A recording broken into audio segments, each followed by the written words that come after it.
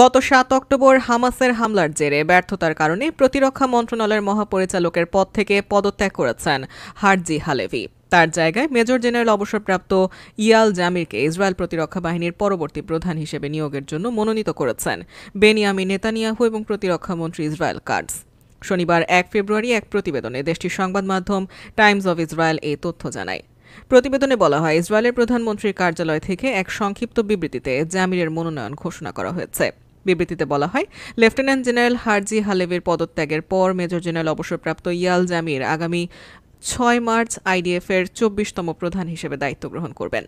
ঐতিহ্যগতভাবে ৪ বছরের পরিবর্তে মাত্র ২ বছর দায়িত্ব পালনের পর গত মাসে হালেভি তার পদত্যাগের ঘোষণা দেন। মূলত ৫৯ বছর বয়সী জামিরকে হালেভির স্থলাভিষিক্ত হওয়ার জন্য শীর্ষস্থানীয় প্রার্থী হিসেবে বিবেচনা করা হচ্ছিল। গত সপ্তাহে কাটজ কর্তৃক মনোনীত আরও ২ প্রার্থী হলেন মেজর জেনারেল আমির বারাম, যিনি বর্তমান IDF deputy chief of staff, এবং মেজর জেনারেল তামির ইয়াদাই, যিনি প্রাক্তন গ্রাউন্ড ফোর্সেস প্রধান।